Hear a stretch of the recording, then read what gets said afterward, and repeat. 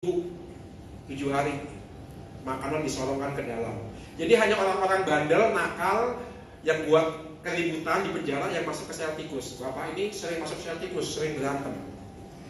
Tapi pelan-pelan berubah karena kesetiaan istrinya. Dan kita tahu dia melakukan itu pasti karena frustasi, melampiaskan kekesalan, melampiaskan keputusasaan hidup di penjara.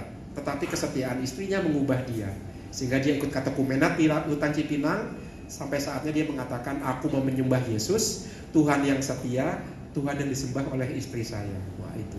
Ini yang membuat hati si bapak itu berubah adalah Roh Kudus. Tapi Roh Kudus butuh sarana, yaitu kesetiaan si istri. Maka Roh Kudus itu mengalir melalui sarana-sarana duniawi, terutama melalui kesaksian orang beriman. Itu api, melambangkan transformasi, perubahan. Seperti api mengubah daging menjadi kurban bakaran, demikian juga Roh Kudus mengubah hati kita. Seperti contoh Bapak tadi. Oke, lanjut. Roh Kudus juga dilambangkan dengan tangan. Nah, ini Yesus menyembuhkan orang sakit, memberkati anak-anak dengan meletakkan tangan ke atas mereka. Atas namanya para rasul melakukan hal yang sama. Melalui penumpangan tangan para rasul, Roh Kudus dicurahkan. Ada yang tahu kapan Roh Kudus dicurahkan ke dalam dan ke atas roti dan anggur saat Ekaristi? Pada saat konsekrasi. Lebih tepatnya kapan?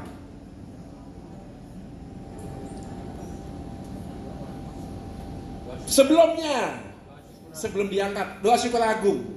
Lebih tepatnya pas di mana? Ada bagian tertentu yang disebut apa? Sebelumnya. Apa? Ya? Oh enggak, dalam Ekaristi kita yang kita rayakan, Bapak Ibu tidak melihat ketika imam mengatakan, ada momen di mana imam menumpangkan tangan ke atas roti dan anggur, ya. Bukan, kalau ini kan diangkat, inilah. Kalau ini pas mau ini, maka ya Tuhan, turunkanlah Roh Kudus-Mu agar mengubah roti dan anggur ini menjadi tubuh dan darah Putra-Mu terkasih, Tuhan kami Yesus Kristus. Gak pernah lihat ya itu ya? Kok gak tahu? Maka perhatikan Ekaristi itu. Ada imam ketika habis nyanyi kudus-kudus kan imam mengatakan, sungguh kuduslah Engkau Tuhan, sumber segala kekudusan, maka kami mohon kuduskanlah persembahan ini dengan pencurahan Roh-Mu agar menjadi bagi kami tubuh dan darah Putra-Mu terkasih, Tuhan kami Yesus Kristus. Penumpangan tangan ke atas roti dan anggur sehingga Roh Kudus tercurah dan menjadi tubuh dan darah. Maka tangan itu juga lambang Roh Kudus. Tangan yang ditumpangkan itu lambang penumpangan Roh Kudus. Makanya prodiakon gak bisa menumpangkan tangan, gak boleh, gak mendapat tahbisan. Hanya mereka yang mendapat tahbisan, sakramen tahbisan imamat, yang bisa menumpangkan tangan. Mengapa? Karena hierarki uskup, imam dan diakon itu meneruskan kuasa para rasul itu. Maka menumpangkan tangan seperti ini atau memberkati besar seperti ini hanya bisa dibuat oleh para tertahbis. Prodiakon enggak. Tapi prodiakon bisa memberkati di dahi. Ya. Itu. Oke, jadi tangan juga simbol Roh Kudus. Lanjut. Jari, ya ini dia. Jari ternyata juga simbol Roh Kudus. 10 perintah Allah itu ditulis oleh jari-jari Yahweh. Jari-jari Allah ke atas 2 loh batu. Lihatlah Keluaran bab 31 ayat 18. Keluaran bab 31 ayat 18 menceritakan bagaimana Yahweh menulis 10 perintah Allah ke atas 2 loh batu dengan jarinya. Dan nanti hukum yang baru akan ditulis di hati kita juga dengan tangan Allah. Makanya nanti ketika kita merayakan Pentakosta dan menantikan Pentakosta, kita menyanyikan lagu Veni Creator Spiritus. Datanglah ya Roh Kudus, masuki hati umatmu. Dalam bahasa Latin ada bagian yang mengatakan begini, digitus paterne dextere. Sayangnya itu tidak diterjemahkan jemari tangan kanan Allah. Sebenarnya ada. Digitus itu artinya jari, tapi diterjemahkan ke Indonesia tangan kanan Allah saja. Sayangnya itu. Padahal digitus, maka kata digital ya. Digital itu berarti diketik. Pakai jari ke atas komputer, ke atas laptop, ke atas HP. Digital itu berarti jari kita, digitus. Digitus paterne dextere. Jemari tangan kanan Allah Bapa. Itu ada dalam kidung mohon kedatangan Roh Kudus. Maka jari pun itu lambang Roh Kudus. Melalui jari 10 tintah Allah ditulis juga ke dalam hati kita. Dan dengan jari kita memberkati orang ke dalam dahi. Bapak Ibu kalau ikut pelayanan Ekaristi di penjara, jangan takut ya. Apapun bentuk tatonya, ada yang tato golok, tato naga, ada yang tato jadwal Ekaristi supaya nggak lupa ya. Ada yang tato rosario. Saya pernah itu ketika misa disustik gitu, tato rosario. Apapun tatonya, ketika minta berkat sama imam, mereka menunduk semua. Dan saya memberkati dengan jari saya. Maka nanti kalau Bapak Ibu juga memberkati anak, memberkati pasangan dengan jari, Roh Kudus menggunakan jemari kita untuk menulis nama Allah ke dahi orang yang kita sayangi. Jari adalah lambang Roh Kudus. Oke, lanjut. Yang terakhir sekarang, lambang merpati. Di akhir bencana air bah, merpati datang ke Nuh dalam perahu dengan membawa sehelai daun zaitun di parutnya. Artinya apa? Sudah surut, maka ada tumbuhan yang berdaun hijau. Maka membawa daun di paruh artinya sudah surut. Maka merpati melambangkan perdamaian. Allah sudah murka, Allah sudah surut murkanya. Merpati melambangkan perdamaian. Waktu Tuhan Yesus dibaptis, Roh Kudus turun laksana merpati. Tetapi sebelum Roh Kudus turun, apa yang terjadi? Langit terbuka. Apa yang dulu ditutup oleh Allah karena dosa Adam, dibuka oleh Yesus. Maka Roh Kudus lambang perdamaian dalam bentuk merpati. Langit terbuka, Roh Kudus turun dan Allah berbicara, Allah berkomunikasi lagi. Maka merpati itu lambang damai. Itu. Maka komunikasi kita dengan Allah yang dulu ditutup oleh dosa Adam sekarang bisa dibuka lagi berkat kehadiran Yesus. Maka Roh Kudus itu menjadi lambang perdamaian Allah dan manusia. Kapan kita didamaikan oleh Allah? Ketika kita dibaptis. Ketika kita dibaptis untuk pengampunan dosa. Maka sakramen baptis adalah sakramen tobat yang pertama. Dan kita didamaikan oleh Allah dalam sakramen baptis. Maka sebenarnya Bapak Ibu, sakramen tobat yang kita miliki dalam gereja Katolik itu diwajibkan untuk yang pendosa berat. Pendosa ringan gak wajib. Wajib hanya 1 kali dalam 1 tahun. Sakramen tobat sejatinya itu untuk para pendosa berat. Dosa berat wajib diakui di pembaptisan, di sakramen tobat untuk menerima pengampunan. Dosa-dosa ringan enggak. Tapi jangan kemudian enggak ke ruang pengakuan kalau dosa-dosanya ringan, enggak, jangan. Tapi saya hanya mengatakan ini apa sebabnya? Sebabnya adalah tahu rumusan doa tobat di ruang pengakuan bagaimana?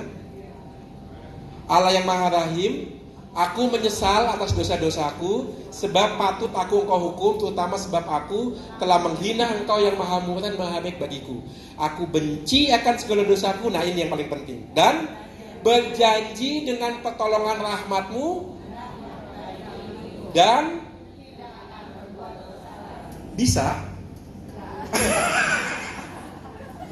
bisa nggak berbuat dosa lagi? Enggak bisa. Tetapi kalau kita tahu bahwa sakramen tobat di ruang pengakuan itu wajib untuk pendosa berat, maka dosa yang dimaksud bukan dosa ringan tapi dosa berat. Dosa berat itu yang melanggar 10 perintah Allah. Apostasi, menyangkal Allah, membunuh, berzina, mencuri nafkah hidup orang lain, tidak menghormati orang tua. Maka kalau kita kaitkan dengan itu, kata-kata berjanji tidak akan melakukan dosa lagi itu bukan dosa ringan. Dosa ringan pasti kita buat, ya kan? Ngomongin Romo itu dosa ringan apa berat? Hah?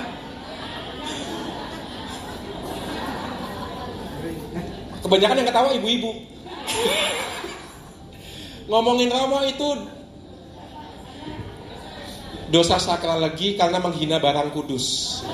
Enggak, ngomongin Romo bukan dosa berat, ya enggak. Tetapi gosip itu dosa ringan, ya kan, ngomongin orang lain itu dosa ringan, ya. Lalu lupa ke gereja hari Minggu itu dosa ringan. Dosa ringan itu selalu kita buat, pasti. Tetapi dalam ruang pengakuan kita berjanji untuk tidak berbuat dosa lagi, itu dosa berat. Aku berjanji Romo tidak akan membunuh lagi, ya. Itu bisa kita buat kalau kita pernah membunuh, ya. Itu bisa kita buat. Tetapi dosa-dosa ringan itu tidak termasuk di situ. Tapi Romo, kalau saya mengaku dosa-dosa ringan bagaimana? Ya sudah, buat yang terbaik. Nah itu. Pasti kita membuat dosa ringan, tetapi ketika kita mengakui dosa ringan kita di ruang pengakuan, kita berjanji tidak berbuat dosa lagi, dalam arti buat yang terbaik. Tapi kita paham, dalam ruang pengakuan, ketika kita mengucapkan dan berjanji dengan pertolongan rahmatmu tidak berbuat dosa lagi, maksudnya dosa berat. Kalau yang dimaksud dosa ringan, kita berbuat yang terbaik. Lalu Romo, kalau dosa berat diampuni melalui sakramen tobat, dosa ringan diampuni bagaimana? Dosa ringan diampuni dengan melakukan 3 hal. Amal kasih, pantang puasa, dan kesalehan. Dengan 3 hal ini, rahmat pengampunan untuk dosa-dosa ringan itu kita dapatkan. Makanya sebenarnya hidup kita sebagai orang yang dibaptis, sejauh itu menyangkut dosa ringan, itu adalah pertobatan terus-menerus. Karena nggak ada satu hari pun di mana kita tidak melakukan dosa ringan, pasti ada. Tapi kita bisa menerima pengampunan melalui amal kasih kita, doa-doa kita, dan juga pantang dan mati raga kita. Tapi bukan hanya untuk diri kita, juga untuk orang lain, ya. Sebagai contoh, Santa Teresa dari Kanak-Kanak Yesus, kenal ya? Santa Teresa dari Kanak-Kanak Yesus. Dia lahir di Perancis, besar di kota Lisieux. Ketika dia tinggal sebagai biarawati Karmel di kota Lisieux, dia membaktikan doa, mati raga, dan amal kasihnya untuk pertobatan seseorang yang akan dihukum mati. Maka silih kita, baik melalui doa, mati raga, maupun amal kasih, itu bisa kita gunakan untuk kebaikan orang lain. Bukan hanya untuk pengampunan dosa ringan kita, tapi juga untuk kebaikan orang lain. Itu merpati, lambang perdamaian yang mau mengatakan relasi kita dengan Tuhan sudah diperbaharui, sudah diperbaiki, sudah dipugar kembali dalam bentuk merpati, seperti halnya ketika langit terbuka, merpati turun. Roh Kudus turun dalam bentuk merpati. Ini lambang-lambangnya, ini daya-daya Roh Kudusnya. Roh Kudus yang menghidupkan, yang mentransformasi, yang mendamaikan, yang memberikan perutusan melalui pengurapan. Itu daya-dayanya. Oke, sekarang kita masuk ke bagian yang kedua, yaitu keadilan, hukum, dan perjanjian. Ini sudah masih? Oh, dikit lagi. Oke, cepat saja. Lanjut. Nah, adil. Dalam bahasa Ibrani, adil itu identik dengan benar, sebagaimana terungkap dalam kata sedek dan sedekah, keadilan. Jadi sebenarnya kita akrab dengan kata ini, sedekah, sedekah, sedekah, sedekah itu keadilan. Bapak Ibu bersedekah nggak? Iya, kapan bersedekah? Kolektor itu sedekah bukan? Untuk siapa? Untuk gereja, untuk yang ada di pastoran. Romonya dong. Sedekah, ya itu sebenarnya kita melakukan itu setiap kita kolekte untuk gereja, dan melalui gereja itu disalurkan juga untuk mereka yang kekurangan. Maka sedekah itu artinya adil, artinya apa? Jika ada kelebihan dalam diriku, maka aku bagikan kepada yang kekurangan. Itu keadilan. Itu sedek, itu sedekah. Sedekah itu adil dan itu benar. Maka adil itu identik dengan benar. Orang yang berlaku adil, dia juga berlaku benar. Karena apa? Tidak egois. Maka musuh keadilan dan musuh kebenaran itu sebenarnya egoisme. Itu. Oke, lanjut. Adil dan keadilan dalam konsep Ibrani tidak dapat dilepaskan dari perjanjian dan hukum. Ini dia. Apa itu benar? Apa itu adil? Lihat hukum dan perjanjian. Maka perjanjian dan hukum itu menjadi patokan adil dan tidak adilnya. Ini menarik ini. Karena untuk orang Israel, adil itu bukan sekedar masalah aturan hukum tertulis, tidak. Tetapi juga masalah relasi. Nanti akan kita lihat. Misalnya, Allah Israel itu membebaskan Israel dari perbudakan di Mesir. Berarti Allah membebaskan Israel dari bangsa budak, bangsa yang terbelenggu menjadi bangsa yang bebas. Maka Israel itu berlaku adil dan berlaku benar kalau dia melakukan apa yang telah Allah lakukan bagi Israel. Dengan kata lain, Israel gak boleh memperlakukan sesamanya semena-mena. Itu keadilan. Itu kebenaran. Patokannya adalah perjanjian dengan Yahweh, hukum yang mereka terima di kaki Gunung Sinai. Itu patokannya. Ada dalam misalnya Hakim 5 ayat 11. Maka perjanjian dan hukum itu satu, patokan. Dua, tujuannya adalah keselamatan. Oke, lanjut. Hukum dan perjanjian. Perjanjian dan hukum Israel diturunkan dalam konteks pembebasan dan perjanjian. Jadi kita tahu orang Israel itu menerima hukum ketika mereka ada di kaki Gunung Sinai. Ketika mereka baru bebas dari pembuangan di Mesir. Maka hukum yang Allah berikan itu adalah hukum yang membebaskan. Mulai dari kitab Keluaran bab 19 sampai kitab Imamat, Bilangan sampai Ulangan, itu isinya hukum semua. Tapi kita harus paham hukum di sini adalah hukum dalam arti pembebasan dan relasi dengan Yahweh. Maka saya katakan di situ konteksnya adalah pembebasan dan perjanjian. Maka salah kalau kita melihat hukum itu sekedar sesuatu yang dari luar. Oh enggak, ini hukum itu terkait dengan relasi. Makanya kalau kita lihat Mazmur hari ini, itu kan bunyinya sama, ajarilah kami hukum-hukum-Mu ya Tuhan. Karena melaksanakan hukum berarti mengungkapkan cinta pada Allah yang memberikan hukum. Itu. Maka hukum itu adalah ungkapan cinta Allah kepada Israel. Dan kalau Israel taat, dia mengungkapkan cinta pada Yahweh.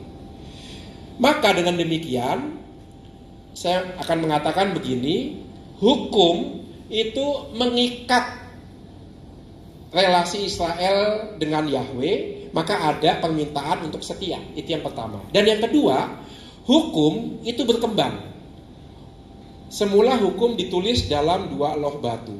Lama-lama hukum akan ditulis dalam hati kita. Dan lama-lama hukum itu tidak lagi menjadi perintah, tapi menjadi sebuah dorongan untuk mencinta. Maka hukum itu pun berkembang. Nah, itu yang disebut sebagai hukum, itu yang disebut sebagai adil, itu yang disebut sebagai benar. Maka bukan sekedar aturan, tetapi karena hukum itu lama-lama ditulis dalam hati kita, hukum itu kemudian juga menjadi dorongan untuk menjadi sempurna. Maka perintah Yesus itu benar. Jadilah engkau sempurna karena Allah Bapamu di surga adalah sempurna. Maka hukum adil dan benar itu pelan-pelan masuk ke dalam hati kita untuk bertindak adil dan bertindak benar. Bukan lagi paksaan dari luar, tapi betul-betul dorongan dari dalam. Itulah hukum.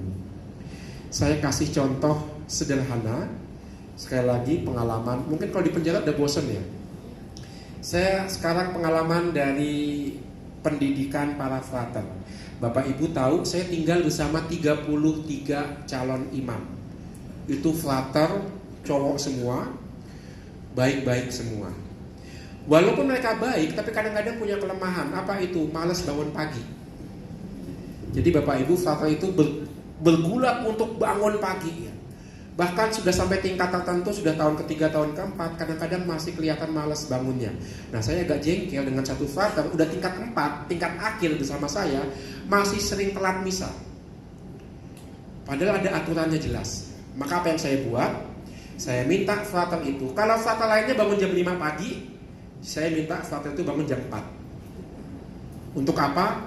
Untuk jam 4 pagi bangun, nyapu halaman. Jadi saya kasih pilihan kepada frater itu, mau ikut perintah saya atau keluar. Waduh, berat ya, galak sama Uut ya, galak. Untuk hal satu ini galak. Saya nggak mau umat Katolik di KAJ misa pagi, romonya telat. Kalau sejak frater nggak ditegasin begitu, ntar jadi romo juga telat-telatan kalau misa pagi. Maka saya didik bangun pagi tepat waktu. Nanti pas jadi imam harapannya juga tepat waktu pas misa pagi. Maka betul. Di hari pertama saya minta dia melakukan itu 1 bulan. Bangun pagi jam 4, lalu nyapu sampai jam 5, lalu mandi seperti teman-teman lainnya. Maka di hari pertama dia bisa bangun. Kok tahu bangun? Saya ikut bangun. Saya menghukum juga, saya harus bangun ya kan. Maka, tapi saya diam-diam, saya pura-pura nggak bangun. Saya hanya ngintip dari udah bangun belum gitu ya. Dan ternyata frater saya itu betul. Dia begitu serius dengan panggilannya, maka daripada dikeluarin dia bangun jam 4 pagi. Dia ngambil sapu kebun itu ya, yang sapu dari apa? Dari sapu lidi ya. Tapi yang aneh adalah ketika dia nyapu, sengaja dia kerasin, gitu kan. Sengaja. Karena apa? Kamar saya di depan taman. Jadi rupanya dia mau membuat saya bangun juga, ya. Tapi ya begitulah ya. Dia nggak tahu sih udah bangun sebenarnya. Maka dia, gitu kan, pokoknya dengan galak, dengan kasar. Itu dia buat selama 2 minggu pertama hukuman seperti itu. Tapi masuk minggu ketiga, minggu keempat, mulai lembut, mulai tenang gitu. Dan ketika masuk ke minggu terakhir, setelah 1 bulan saya panggil, bagaimana pengalaman kamu bangun pagi nyapu halaman? Ya, minggu-minggu pertama sih saya sebel Romo ya. Saya nyapu sengaja saya kerasin ya. Gue tahu, saya tahu gitu kan, pasti supaya saya bangun kan. Iya Romo, saya kesel banget Romo. Apa sih susahnya? Kenapa sih harus disuruh bangun jam 4? Teman-teman saya masih enak-enakan sampai jam 5 ya. Tapi Romo setelah minggu ketiga, minggu keempat, saya kemudian semakin sadar, maka saya nyapu dengan begitu tenang. Saya tanya, kenapa kamu nyapu dengan begitu tenang? Romo tahu, saya nyapu begitu tenang karena saya sambil berdoa. Saya sambil nyapu, saya berdoa begini, Tuhan berikan saya kesetiaan dalam hal-hal kecil. Seret. Tuhan berikan saya kesetiaan dalam hal-hal kecil. Seret. Nah itu hukum yang dari luar, yang saya wajibkan sebagai hukuman, sekarang dia endapkan sebagai hukum dari dalam. Aku mau setia dalam hal-hal kecil, juga dalam bangun pagi, juga dalam menyapu halaman. Lalu sejak saat itu frater saya nggak pernah telat bangun pagi lagi, malah seringkali kecepatan bangunnya. Maka dia masuk kapel duluan, meditasi di dalam kapel. Wah, berubah dia. Itu hukum dari dalam. Itu yang kita tadi sudah melihat, cara Roh Kudus mengubah seperti dilambangkan oleh api. Mengubah dari dalam, transformasi dari dalam. Maka itulah dorongan untuk menjadi lebih sempurna. Maka seperti yang dikatakan Romo Sis tadi, setiap dari kita menerima karunia Roh Kudus. Bagaimana itu juga bisa mentransformasi kita, menghidupkan kita, sungguh dari dalam, dan terutama dalam perilaku kita adil dan benar bagi sesama, khususnya yang kecil, lemah, miskin, dan tersingkir. Itu. Maka nanti di bagian berikutnya kita akan masuk ke bagaimana daya Roh Kudus mendorong kita untuk berperilaku adil. Saya kaitkan dengan tahun jubileum, saya kaitkan dengan Aldas KAJ, peduli lebih pada yang lemah, kecil, miskin, dan tersingkir. Oke, dari saya cukup, maka saya serahkan kepada Valen sebagai MC. Terima kasih. Untuk sesi 1 saya cukupkan.